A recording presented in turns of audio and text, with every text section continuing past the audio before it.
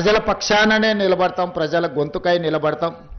పాలకులు ఎవరైనా సరే మేము ప్రతిపక్ష పాత్రనే, ప్రజల పక్షాన పాత్రనే వహిస్తామని చెప్పి ఈరోజు నవ తెలంగాణ యాజమాన్యం కావచ్చు, ఇందులో పనిచేసే పాత్రికేయ మిత్రులు కావచ్చు, ఒక కమిట్మెంట్తోని ఈరోజు పనిచేస్తున్నందుకు వాళ్ళని మనస్ఫూర్తిగా నేను అభినందిస్తున్నా. ఈరోజు గతంలో సిద్ధాంతపరమైన భావజాల వ్యాప్తి కోసం రాజకీయ పార్టీలు పత్రికలను పెట్టుకున్నాయి. వాళ్ళు నమ్మిన సిద్ధాంతాన్ని ప్రజలకు చేరవేయడానికి, చేరవేసిన సిద్ధాంతాన్ని ప్రజలలో సుస్థిరపరచడానికి ఆనాడు రాజకీయ పార్టీలు ఈ పత్రికలను పెట్టుకున్నాయి. కానీ ఈరోజు వింత పోకడలు వచ్చినాయి. చేస్తున్న తప్పులను కప్పిపుచ్చుకోవడానికి, సంపాదించిన సంపదను కాపాడుకోవడానికి, వాళ్ళని ప్రశ్నిస్తున్న వాళ్ళను సమాజంలో వాళ్ళ పట్ల అసహ్యకరమైన భాషను ఉపయోగించి వాళ్ళ ప్రతిష్టను దెబ్బతీయడానికి ఇవాళ రాజకీయ పార్టీలు కొన్ని పొలిటికల్ పార్టీ ఓన్డ్ మీడియా రావడం వల్ల ఈరోజు జర్నలిస్ట్ అనే పదానికి డెఫినేషన్ ఎత్తుక్కోవాల్సిన పరిస్థితి వచ్చింది. మేము నిర్వహిస్తున్న పత్రికా సమావేశాలలో సీనియర్లు కావచ్చు, జూనియర్లు కావచ్చు, వాళ్ళు అడిగే ప్రశ్నను బట్టి వాళ్ళు జర్నలిస్టులా లేకపోతే రాజకీయ పార్టీల కార్యకర్తలు జర్నలిస్టు ముసుగేసుకొని వచ్చి ప్రశ్న అడుగుతుండ్రా అర్థం కానంత అమాయకులు ఎవరూ లేరు. ఈరోజు జర్నలిజం ముసుగులో కొన్ని రాజకీయ పార్టీలు వాళ్ళు నిర్వహిస్తున్న విధానం, వాళ్ళు చేస్తున్న ఆరోపణలు ఈరోజు సమాజం అంతా నిశితంగా గమనించాలి. పాత్రికేయ మిత్రులకు నేను విజ్ఞప్తి చేస్తున్నా, మీరు డిఫరెన్షియేట్ చేయండి, వాళ్ళని వేరుగా కూర్చోబెట్టండి. వాళ్ళు మేము ఒక్కటి కాదని ఒక భావాన్ని ప్రజలకు కల్పించాల్సిన అవసరం ఉంది. ఈరోజు media, social media, digital media ఎవడు పడితే వాడికి మొత్తం పెన్ను పేపర్ ఇస్తే వాళ్ళు మొత్తం రాయలేడు, ఏబిసిడీలు మొత్తం రాయలేడు. వాడు కూడా నేను జర్నలిస్ట్ అంటాడు. ఏం జర్నలిస్ట్ అంటే నేను సోషల్ మీడియా జర్నలిస్ట్ని అంటాడు.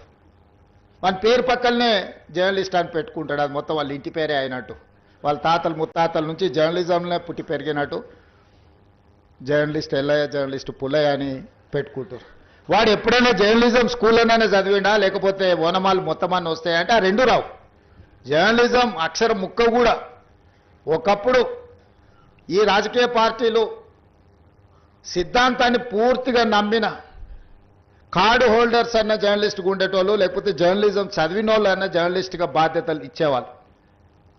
వాళ్ళ పనితనాన్ని బట్టి వాళ్ళకు బాధ్యత పెంచేవాళ్ళు. కానీ ఈరోజు అది ఏమీ లేదు. ఎక్కువ ఆవారగా రోడ్ల మీద తిరిగేటోడు, ఎక్కువగా తిట్లొచ్చినోడు, ఏదంటే అది మాట్లాడేటోడే ఈరోజు జర్నలిస్ట్ అనే ముసుగు తోడుకొని సోషల్ మీడియాలో అందరి పట్ల అసహ్యకరమైన భాషను ఉపయోగించే పరిస్థితులు వచ్చినాయి. అందుకే ఈరోజు రాజకీయ పార్టీ నాయకులుగా మేము మాట్లాడితే మీరు కూడా అప్పుడప్పుడు మాట్లాడతారు కదా సార్, మరి మీ సంగతి ఏందని అడుగుతారు. మరి అవతలలో అట్లా మాట్లాడితే సమాధానం ఎట్లా చెప్పాలో నాకు దారి దొరకడం లేదు.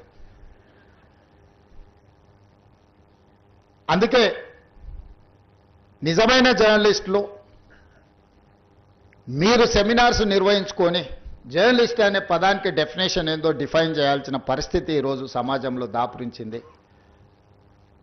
పత్రికా సమావేశాలకు కూడా ఎవడు పడితే వాడు లోపలికి వచ్చేసి మీకంటే ముందుగాల ముందల కుర్చీలో కూర్చుంటాడు. ఇంతకుముందు నేను చూస్తున్నాను, ఒక 15 సంవత్సరాల క్రితం నేను ప్రజాప్రతినిధిగా ఎన్నికైనప్పుడు పత్రికా సమావేశాలు పెడితే సీనియర్ రాగానే సీనియర్ జర్నలిస్ట్ ఏ పేపర్ అన్నా ఉండని, లేకపోతే ఏ టీవీ అన్నా ఉండని, జూనియర్స్ ఎవరైనా ఉంటే సీనియర్స్ వస్తే ముందల సీట్లో కూర్చున్న వాళ్ళు కూడా లేచి వాళ్ళకి సీట్ ఇచ్చి వెనక్కి వెళ్ళి కూర్చునే వాళ్ళు. ఒకవేళ సీట్ లేకపోతే పక్కకు నుంచొని నోట్ చేసుకునేది.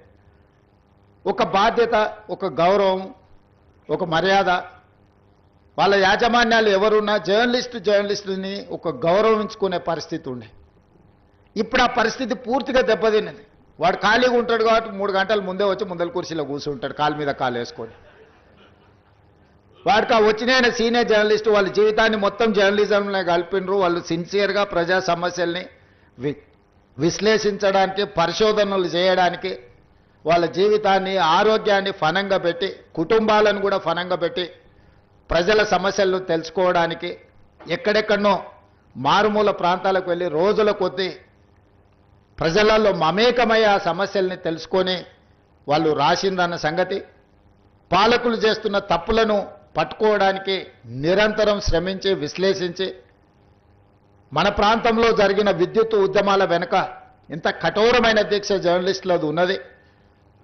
సరళీకృత విధానాలు వచ్చినప్పుడు ఆ సరళీకృత విధానాలు దేశ సంపదను పెట్టుబడిదారులు ఏ విధంగా కొల్లగొడతారని ఆనాడు విశ్లేషించిన జర్నలిస్టులకు ఈ రోజు వచ్చినోనికి వాళ్ళ గురించి ఓనమాలు కూడా తెలియని పరిస్థితి, వాళ్ళు వస్తే కనీసం కూర్చోమని చెప్పాల్సిన కనీస మర్యాద పాటించాలన్న ఇంగిత జ్ఞానం కూడా కోల్పోయిన వాళ్ళు ఈరోజు వచ్చి మేము పత్రికా సమావేశాలు పెట్టినప్పుడు ముందల వరుసలు